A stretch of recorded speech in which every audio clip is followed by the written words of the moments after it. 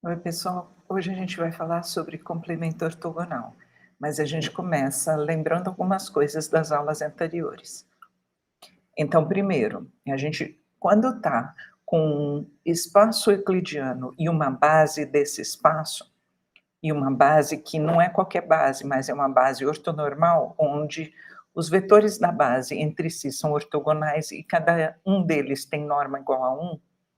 Então, se a gente está assumindo que B é base, a gente está assumindo também que a dimensão do espaço é N, é finita. Então, se eu pego um elemento desse espaço, ele pode ser escrito como combinação linear dos elementos da base dessa forma, onde eu sei quais são os coeficientes em relação a cada um dos usis da base, tá? Presta atenção, então, como são feitos esses coeficientes que seriam aqui o alfa 1 até o alfa n, tá? Seria o produto interno do vetor sobre cada um dos elementos da base. Esses vocês vão colocar como coeficientes.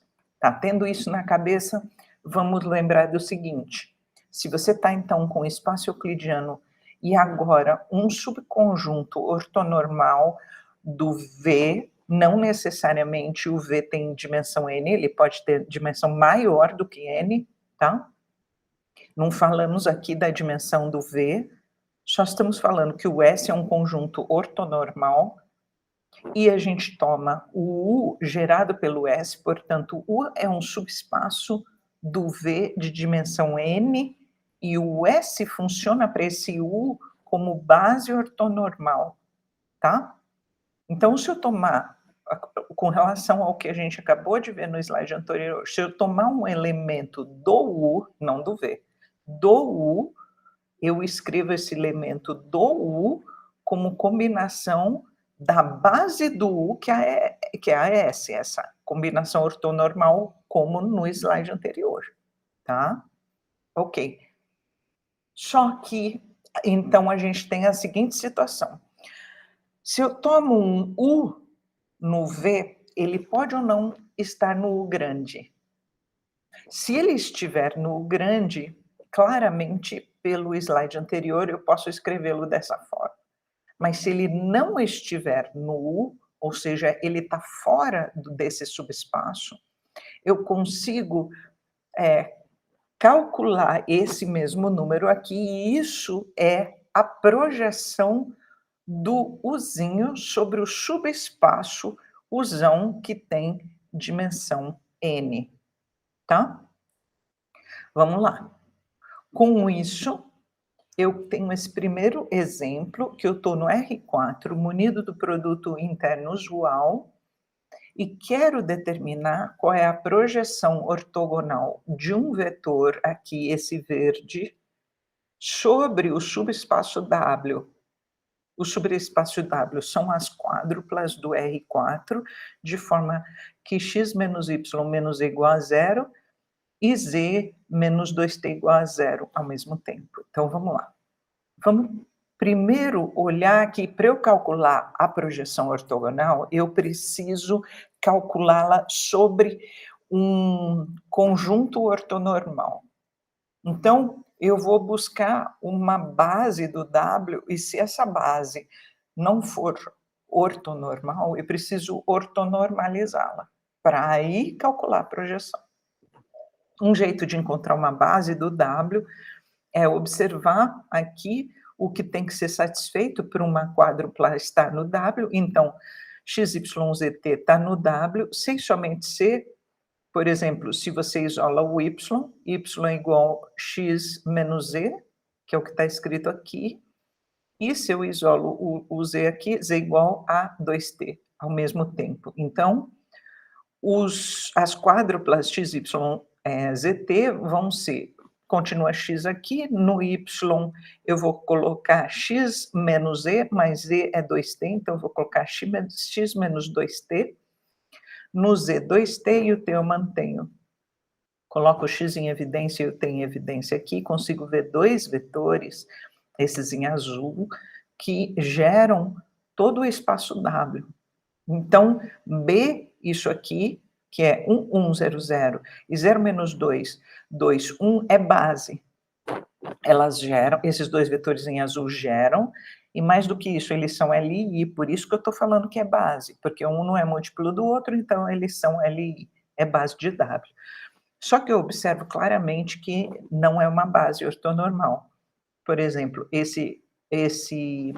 essa quádrupla aqui, esse vetor do R4, tem tamanho raiz de 2.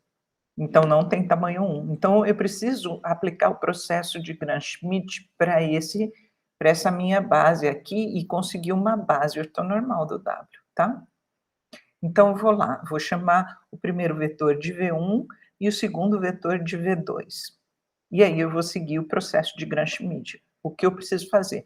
Vou pegar o 1 e pegar aqui o versor do V1. Então, vai ser V1 sobre norma de V1, que vai ficar 1, 1, 0, 0, sobre a norma do V1 vai ser raiz quadrada disso ao quadrado, mais isso ao quadrado, mais isso ao quadrado, mais isso ao quadrado, que é 2, certo?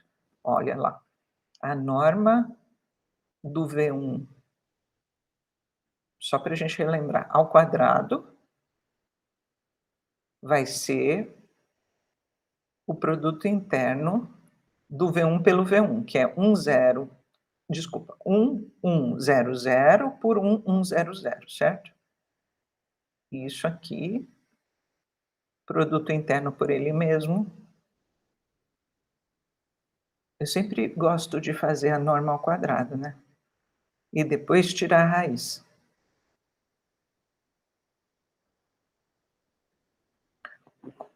Opa, aqui é um parênteses, aqui é um parênteses, e aí eu fecho o produto interno aqui. Essa conta aqui vai ficar 1 vezes 1, mais 1 vezes 1, mais 0 vezes 0, mais 0 vezes 0, que vai dar 2. E, portanto, a norma do V1, eu tiro a raiz quadrada aqui, vai dar raiz de 2, beleza? Tá. Continuando no nosso processo de Gram-Schmidt, o U2', que é um vetor auxiliar, depois eu tenho que pegar ele, fazer ele ficar de norma 1, portanto, vou dividir pela norma dele mesmo. Então, esse vetor auxiliar, lá no slide de Gram-Schmidt, vai ser dessa forma aqui, né? Então, agora eu vou usar o V2 aqui. Olha, o V2 vai entrar aqui nessa conta e vai entrar aqui nessa conta. Então, eu vou calcular exatamente isso aqui, ó. O que está acontecendo aqui? Nesse 1, 1, 0, 0, que é o 1, está saindo um desses 1 sobre raiz de 2. E desse outro aqui, está saindo o outro 1 sobre raiz de 2, que eu estou colocando aqui em evidência já, como propriedade de produto interno. Então, um sai desse e outro sai desse. Um desses raiz de 2 aqui, 1 sobre raiz de 2. Então, eu vou ficar com aqui, esse vezes esse, 1 sobre 2, mas quando eu fizer essa conta aqui, eu vou ter só, quando você fizer 0 por 1 dá 0, menos 2 por 1 dá menos 2, e aí esse menos 2 com menos 1 sobre 2 corta e fica 1 positivo, por isso que eu coloquei aqui, né? 2 por 0 dá 0, e 1 por 0 dá 0. Bom, e esse vetor aqui, menos esse, dá esse vetor que eu estou colocando em laranja, e depois o que eu preciso fazer é pegar o U2' e dividir por norma de U2'. Então, eu vou ficar com esse vetor aqui, ó. Bom, então, eu tenho esse vetor, que tem tamanho 1, e esse vetor também tem tamanho 1, vocês podem verificar. E um vezes o outro, eles são ortogonais. Se eu faço o produto interno deles, dá 0, tá? Então, eu vou tomar essa minha base. Então, o que a gente tem? Esses dois vetores, eles formam uma base do nosso subespaço U, mas esses dois aqui, o 1 e o 2, também geram o mesmo subespaço, tá? Então eu vou tomar essa base, que ela é uma base ortonormal do W. Tá, agora sim eu posso calcular a projeção ortogonal, antes eu não podia. Agora sim eu posso calcular o W, que é dado pela fórmula desse jeito, tá. Onde quem é que eu quero projetar? Eu quero projetar esse vetor aqui, ele é o meu U que vai entrar aqui e vai entrar aqui.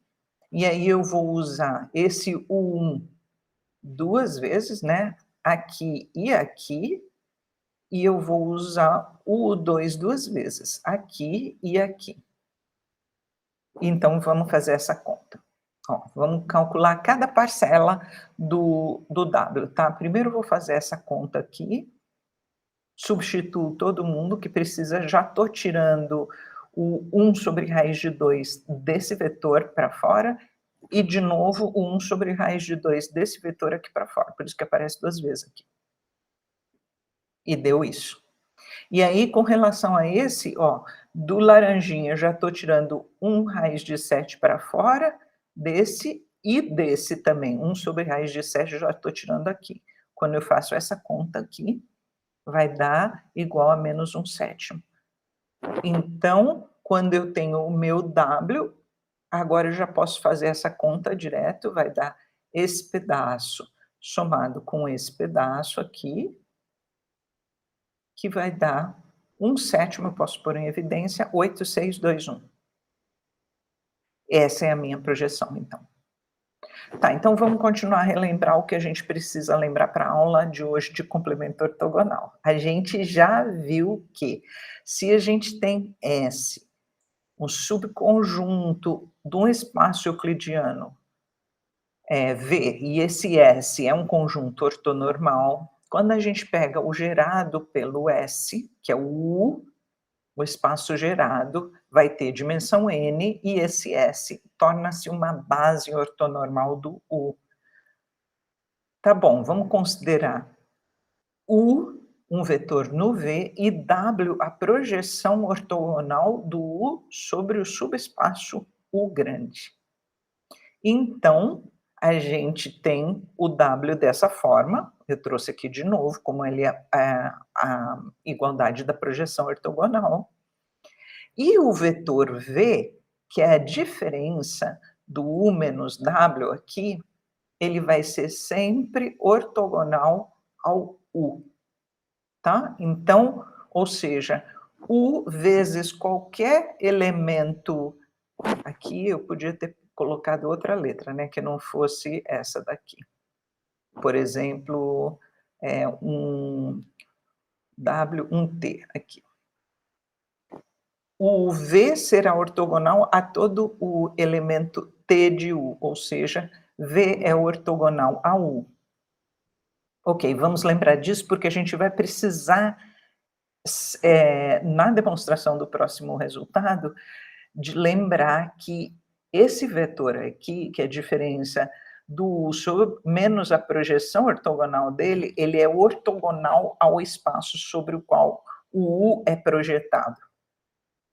Tá, então, primeiro a gente define o que é complemento ortogonal. Eu estou com um espaço euclidiano e um subespaço do V, que é o U, e o complemento ortogonal do U vão ser todos os vetores que são ortogonais a todos os vetores do U. Por exemplo, 0 é ortogonal a todos os vetores do U, né? Por isso 0 está aqui no U com esse T ao contrário, que é um sinalzinho de ortogonalidade, tá?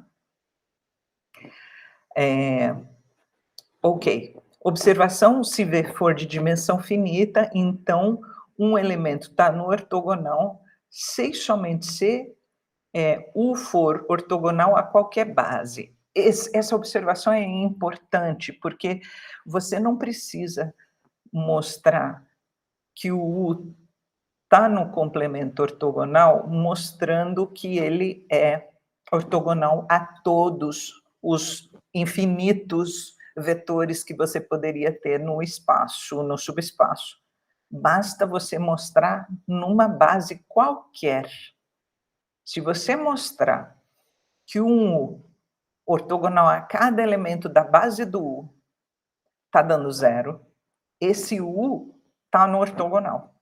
Então, isso facilita para a gente, porque você vai fazer o produto interno com menos gente, certo? Vai verificar se dá zero com menos gente. Tá. E aí a gente tem uma proposição que diz o seguinte: o espaço, que é chamado de complemento ortogonal, é um subespaço também do V. O que a gente precisa fazer para mostrar que é subespaço? Mostrar que o zero está lá, e a gente já comentou isso, porque como o zero é ortogonal a todo mundo, no sentido que zero por qualquer vetor dá zero, nesse sentido trivial, então o zero está no complemento ortogonal. Agora a gente quer mostrar que se a gente tiver dois vetores e um escalar, a soma e a multiplicação por escalar estão dentro, o que a gente pode fazer de uma vez só, e a gente vai fazer de uma vez só. Então tá, é claro que o zero está no complemento ortogonal, porque zero por U dá zero para qualquer vetor U, tá? Do U. Agora, então, a gente considera dois vetores no complemento ortogonal e um escalar. Então, como esses vetores estão no complemento ortogonal, por definição de complemento ortogonal, ele vezes qualquer, o vezes é o produto interno, né? Vezes qualquer outro vetor está dando zero. Então, o V produto interno com U dá zero para qualquer U do U, e o W produto interno com U dá zero também para qualquer U do U. Então, já coloquei isso aqui tudo junto. Então, quando eu considerar V mais alfa W, é propriedade de produto interno que dá o V por U, que está aqui, depois alfa W por U, que está aqui porque eu já tirei o alfa como escalar que sai para fora do produto interno. Só que esse pedacinho aqui é zero por causa dessa igualdade aqui, ó, isso aqui vai ser zero, e por causa dessa igualdade aqui, isso aqui vai ser zero. Então, isso aqui é zero, isso aqui é zero, dá zero. Portanto, se dá zero, quer dizer que esse vetor aqui, quando você está fazendo produto interno pelo U, está dando zero para qualquer U do U. Isso quer dizer que V mais alfa W está no complemento ortogonal, né?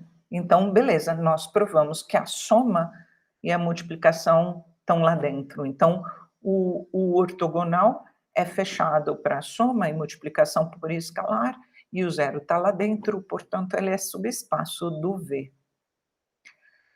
Então, vamos lá, a gente tem um exemplo aqui que é o seguinte: encontre o subespaço ortogonal ao U, dado que o U são as triplas do R3, de forma que x menos y menos z igual a zero. Vamos ver que subespaço é esse U. Olha, a gente nota que uma tripla está no U, sei somente C, bom, aqui a gente pode isolar qualquer um. Eu isolei aqui o x, passei o y e o z para o outro lado, então o x ficou igual y mais z, e aí eu coloco o y em evidência e o x e o z em evidência, e vou obter esses dois vetores em azul que estão gerando o U. Esses dois vetores em azul, eles não são múltiplo um do outro, portanto, eles são LI. Então, eles vão determinar uma base do U. Então, U tem dimensão 2. U é um plano dentro do R3, tá? Então, vamos lá, ó, isso aqui vai ser, de fato, uma base do U. Que aqui, nesse caso, aqui faltou uma chavinha, essa base, para eu achar o complemento ortogonal, essa base aqui não precisa ser ortonormal. Então, eu posso manter ela do jeito que está. Não preciso ortonormalizar essa base, porque o que eu estou procurando é o complemento ortogonal. Se eu precisasse achar projeção, eu ia precisar ortonormalizar essa base, sim, mas aqui eu não preciso. Então, eu mantenho essa base aqui. E para eu tomar uma tripla que está no ortogonal ao U, o complemento ortogonal do U, então quer dizer que essa tripla vezes cada elemento do U tem que dar zero. Esse vezes que eu estou falando é produto interno dessa tripla por cada elemento do U. Tá, e os elementos do U a gente já viu que tem essa cara. Só que a gente viu também na observação anterior que basta que a gente faça o XYZ pelo 110C0 e o XYZ pelo 10 menos 1C0, porque basta numa base. Então, basta eu forçar dar zero aqui, forçar dar zero aqui, porque eu quero que esse cara XYZ seja do complemento ortogonal. Basta isso, eu não preciso fazer por um cara arbitrário assim, por exemplo, tá? Então, eu vou fazer por cada elemento da base, isso tem que dar zero, então eu estou com um sisteminha assim, quando eu resolvo esse sisteminha, eu vou ter, olha, eu posso pôr aqui o x em evidência, porque eu vou ter x igual a menos y e x igual a menos e, certo? Então, eu posso ter x e menos x, colocando x em evidência, esse triozinho 1 menos 1 gera o ortogonal, e vai ser uma base, tá? Agora eu queria só observar com vocês que a dimensão do U é 2 e a dimensão do U ortogonal é 1.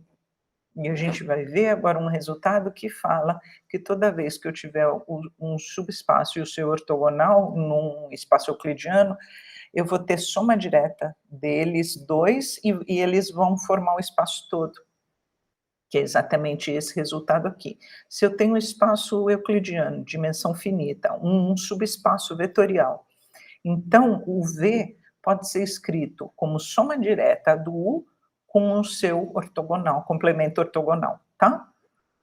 Vamos provar isso. É nesse resultado que eu preciso daquela proposição anterior, tá?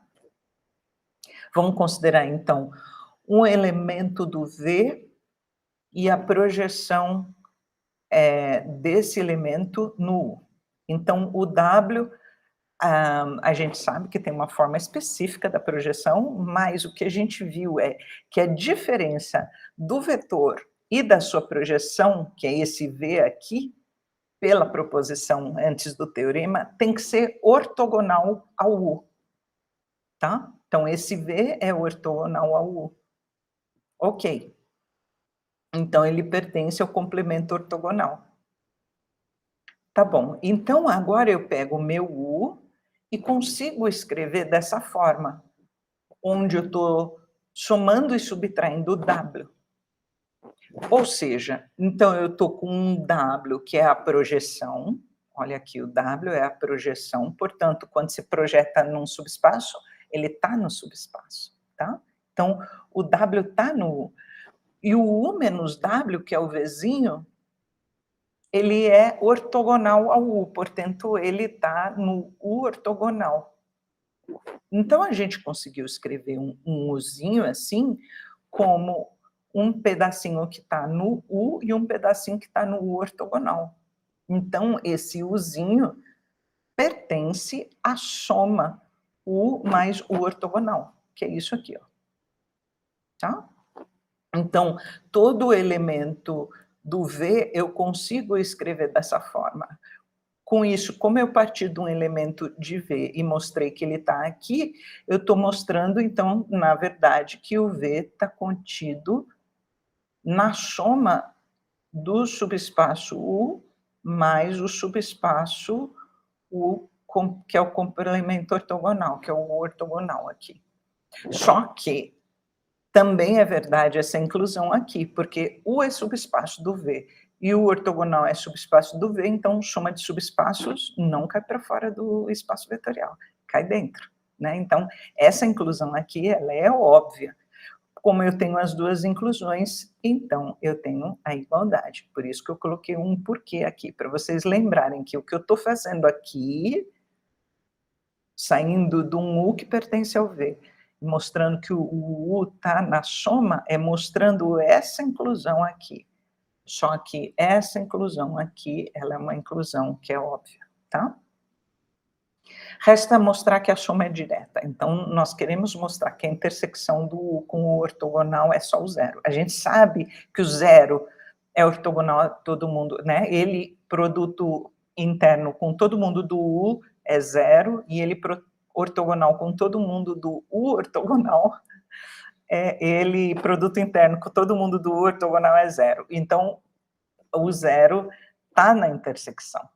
Agora, a intersecção é só o zero, para eu mostrar que é soma direta? É só o zero? Vamos lá. Então, vamos pegar um elemento que está na intersecção, e nós queremos mostrar que esse U é necessariamente o zero.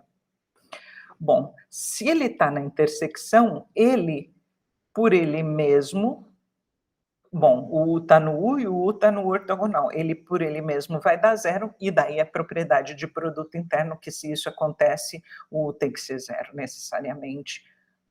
Portanto, a gente vai estar provando, nesse sentido, que a intersecção está contida no conjunto que tem o zero. Tá? Só que essa inclusão aqui é trivialmente verdadeira, portanto, vale a igualdade. Beleza?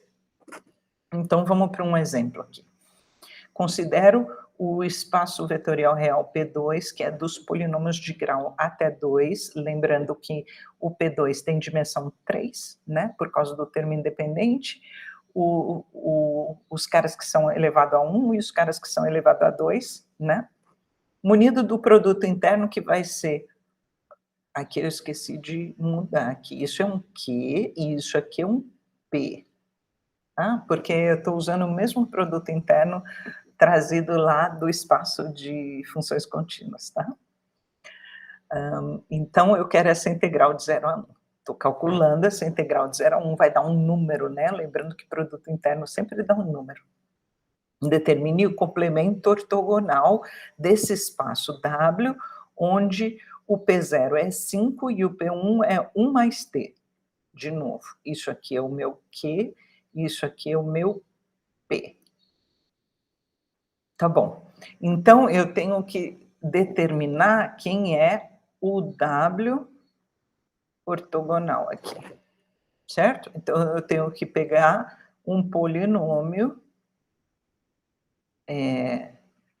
que esteja no P2, arbitrário, fazer com o P0 o produto interno, e tem que dar zero, porque eu quero que esse P de T esteja aqui no ortogonal, fazer o produto interno com o P1 e quero que também dê zero, porque eu quero que ele esteja no ortogonal, tá? Então, vamos lá. Eu estou pegando, então, um cara que eu estou chamando de Q. Falei lá P, mas agora eu mudei de nome, vai ser Q. E ele vai ser AT2 mais BT mais C, com aqui esses coeficientes em R. Tá bom. O que eu quero é que ele, produto interno com P0, dê zero, e ele com produto interno com P1 dê zero também, porque ele tem que ser ortogonal a todo mundo de uma possível base do W. E voltando lá, o W é gerado pelo P0 e pelo P1, e o P0 e P1 são base do W, porque um não é múltiplo do outro, né? Então, além do P0 e do P1 gerarem o W, eles são LI, portanto, vão ser uma base. Então, basta eu considerar nesses caras. Então, eu tomei um Q aqui, arbitrário do P2, estou fazendo a conta, então, com o P0 e com o P1. Então, com o P0 tem que dar zero, e eu vou fazer essa conta aqui, que é isso, tá? Beleza. E, então, eu posso, por exemplo, pôr o C em evidência aqui, tá? Quando eu estou igualando aqui 0 igual a 5, eu coloquei esse em evidência, esse 5 eu posso cortar, né? Porque eu divido por 5 os dois lados. 0 por 5 dá 0, e 5 por 5 dá 1 aqui, tá? Coloco em evidência, por exemplo, o C. E aí, quando eu faço essa conta aqui, ó, eu trago ela para cá, eu vou fazer integral de 0 a 1, O P1 é esse meio vermelhinho escuro aqui. Vou fazer essa conta, vai dar isso depois de um tempo, se eu não errei em nada na conta. E aí eu resolvi de novo aqui isolar o C, tá? Tô com isso aqui. Bom, eu posso, por exemplo, igualar o C aqui com esse C aqui, né, para observar o que que eu vou ter em relação a A e o B. Foi isso que eu fiz então. Eu igualei as equações em azul, que dão o C, e coloquei aqui, e isso vai me dar, depois de um trabalhinho, que A é menos B.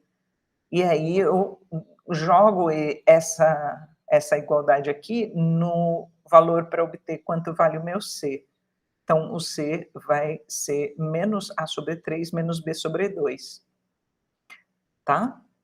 E como o A é menos B, o C se torna simplesmente A sobre 6. Então, eu estou escrevendo o C em função de A e o B como sendo menos A, por exemplo, tá? A gente pode colocar, então, o nosso polinômio Q, tudo em função do A. Eu vou colocar A aqui, o B é menos A, que é esse cara aqui, ó, que vem dessa igualdade, e o C é A sobre 6. Ponho o A em evidência e olha, eu tenho um polinômio que vai gerar o complemento ortogonal. Todos os múltiplos desse polinômio aqui geram o complemento ortogonal. E, na verdade, isso aqui vai ser uma base, vai me dar a dimensão do complemento ortogonal 1. Então, isso está dando interessante, porque eu tenho o W, que tem dimensão 2, esse aqui vai estar no W ortogonal, que tem dimensão 1, e a dimensão do W e W ortogonal vai dar 3, e a gente consegue verificar também que essa soma seria direta, tá? A gente consegue observar claramente que esse cara daqui, ele, quando faz a conta com o P0 que a gente tinha lá no início, tem que dar 0 a integral, e quando faz a conta com o P1, também tem que dar 0, né? Que foi assim que a gente obteve. É isso, pessoal. Espero que vocês tenham gostado e entendido essa aula. Até a próxima vez, gente.